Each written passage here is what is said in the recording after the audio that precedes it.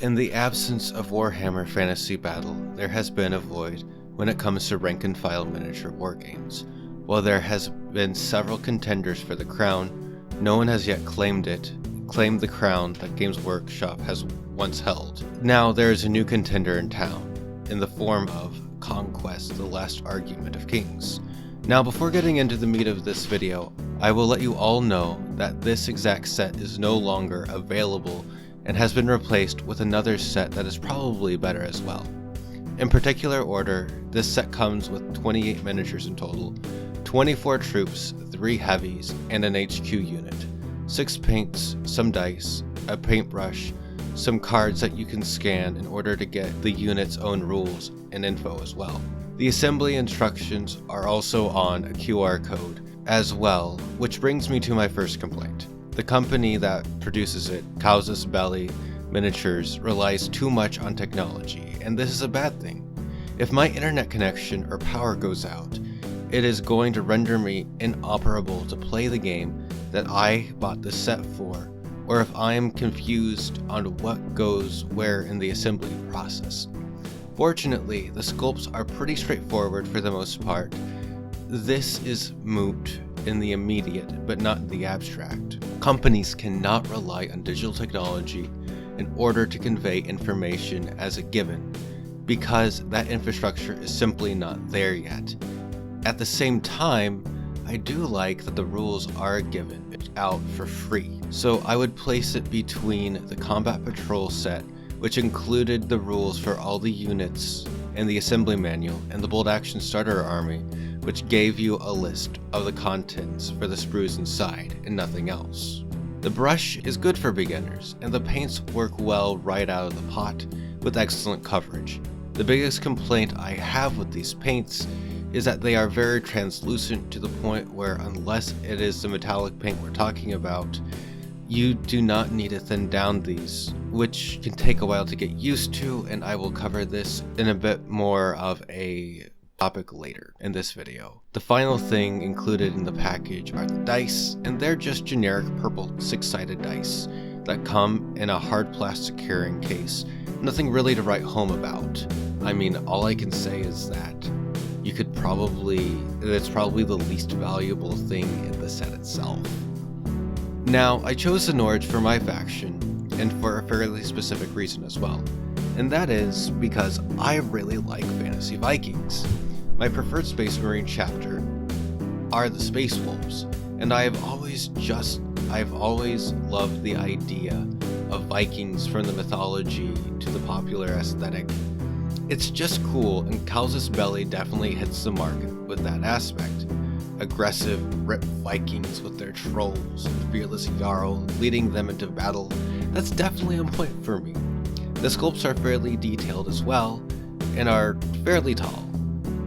And so these are also the perfect for beginners, because it gives you a lot of coverage in a very short manner of time. And also for the fact that it's not just tiny men that you need to break out the detail brush immediately on. Now for the bad things. The standard bearers have been designed where they literally fall over as is and need some way to be propped up when in general use. That's just really annoying.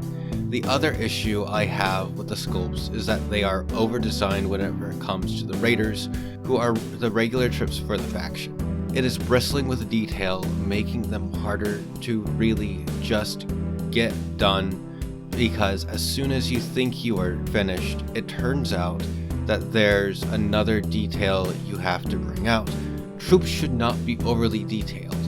If you have to paint a great deal of them, because 24 of a similar looking miniature needs to balance out the investment in time and resources for the average player. To go back to Warhammer 40,000, because that is the wargame everybody knows. An average guardsman, orc, tyrannid, or necron is not super detailed by default, so you can batch paint them with ease, or even when it comes to the infantry and bolt action, which usually there's like 30 per box. You should not have have regular troops to be a time sink. Save it for the elites, save it for your HQ units. The ogres, on the other hand, are actually quite nice all around, because they are large and are pretty nice for the aspiring hobbyist, since it has a fairly nice and large surface area as well, enough details to define the miniature without overwhelming the hobbyist. And there's also the problem of trying to translate concept art into actual physical models. The assembly is also fairly easy as well, and I didn't have a problem the entire time. And yes, having only 3 models to do is nice as well. You are not overwhelmed by the fact that the models are both big and numerous. It also helps that these can be painted fairly easily with a brush, and really that's nice because I thought I was going to have to go out and buy an airbrush, and that was not the case. Speaking about the Jarl is made of resin. He's the only one made of resin.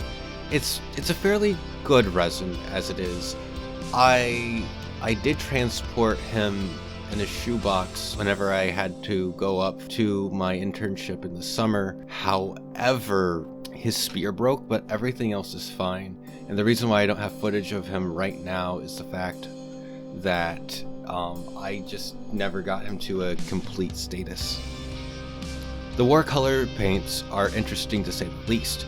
On one hand, they are fairly nice in their coverage, and how they are labeled for both their colors and coverage is nice. And the problem I have is that the colors included that even unthinned and straight from the pot with a black undercoat, it can take several layers, like 7 or 8.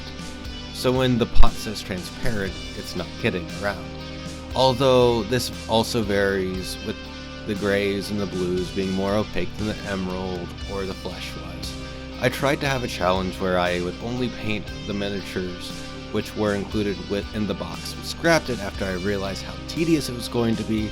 It was not only going to be time consuming, but it wasn't going to be fun as well. The only exception to this is the metallic of pewter.